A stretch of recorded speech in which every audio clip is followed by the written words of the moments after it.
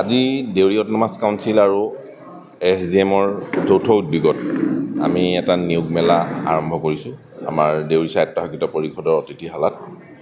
আৰু আমাৰ ছাত্ৰ ছাত্ৰীসকলে যিসকল মেট্ৰিক আৰু হায়াৰ ছেকেণ্ডেৰী পাছ কৰি আছে, সেই ছাত্ৰ ছাত্ৰীসকলৰ ভৱিষ্যতৰ কথা চিন্তা কৰি কিনে পৰিষদখনত আমি আলোচনা কৰিলোঁ। কৰাৰ পিছত আমি কেইটামান প্ৰতিষ্ঠান ইতিমধ্যে আমাৰ ইয়াত আহিছে আজি নিয়োগ মেলা। গতিকেলৈ আমাৰ ছাত্ৰ ছাত্ৰীসকলো ইয়াত উপস্থিত হৈছেহি। সকলোৱে তেওঁলোকৰ নিজৰ ইণ্টাৰভিউ আৰম্ভ কৰি আছে। গতিকেলৈ মই ভাবিছোঁ যে আমাৰ ছাত্ৰ ছাত্ৰীসকল যথেষ্ট উপকৃত হ'ব আৰু আমাৰ অট'নমাছ কাউন্সিলে আজি মেধা ছাত্ৰজনৰ পৰা একেবাৰে যিজন শিক্ষাৰ ক্ষেত্ৰত পঢ়াৰ ক্ষেত্ৰত যিখিনি অসুবিধা আৰ্থিকভাৱে দুৰ্বল থকা ছাত্ৰ ছাত্ৰীসকলৰ কথাও চিন্তা কৰি থকা হৈছে।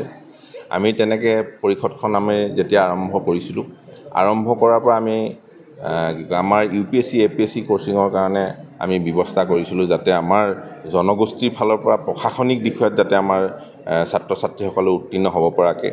তাৰপিছত আমি আৰম্ভ কৰিছিলোঁ যে স্কিল ডেভেলপমেণ্টত যাতে আমাৰ ছাত্ৰ ছাত্ৰীসকলে নিজে সংস্থাপন হ'ব পৰাকৈ কিছুমান অনুষ্ঠানত যাতে পঢ়ি তেওঁলোকে সংস্থাপিত হ'ব পাৰে, তাৰ কাৰণেও আমি সিদ্ধান্ত ল'লোঁ। আজি আমাৰ ছাত্ৰ ছাত্ৰীসকলে বিভিন্ন ডিপাৰ্টমেণ্টত DMLT, BMLT, DPharm, GNM আজি ইতিমধ্যে পঢ়ি আছে।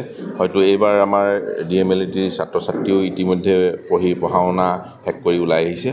ইয়াৰ পিছত আমি আজি ভাবিলোঁ যে আমাৰ যিসকল হায়াৰ ছেকেণ্ডেৰী আৰু মেট্ৰিক পাছ কৰি আছে ছাত্ৰ ছাত্ৰীসকল ঘৰত বহি আছে, এই ছাত্ৰ ছাত্ৰীসকলৰ কাৰণে আজি এই নিয়োগ মেলা আৰম্ভ কৰিছোঁ। আমাৰ ইতিমধ্যে প্ৰায় 90জনমান ছাত্ৰ ছাত্ৰী ইতিমধ্যে ইয়াত উপস্থিত হৈছে আৰু তেওঁলোকে যথেষ্ট উৎসাহিত যাতে তেওঁলোকে আজি এই মেলাটোৰ যোগেদি তেওঁলোকে নিজে আজি স্বীকাৰ কৰিছে যে এনেকুৱা সুন্দৰ আয়োজন কৰিছে।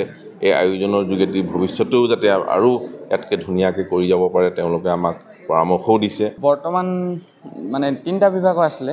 দিলোঁ ফাৰ্ষ্ট অফ অল আপোনাৰ লুলু হাইপাৰ মাৰ্কেট এণ্ড ছেকেণ্ড হৈছিলে আপোনাৰ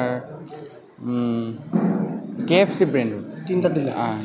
অনুভৱটো ভাল লাগিছে, দি ভাল লাগিলে, ছাৰকেইটাৰ লগত কথা পাতি ভাল লাগিলে, মেমকেইটাৰ লগত কথা পাতি ভাল লাগিলে। কৈছে গ'লে মানে ভাল অপৰচুনিটি পাবা। ভাল কাম কৰিছে এতিয়া, যিহেতু আপোনাৰ 12-10 পাছ আউটবিলাকৰ এতিয়া যোনবিলাকে একো জব অফাৰ নাই পোৱা, তো সেইবিলাকৰ কাৰণে ভাল হৈছে।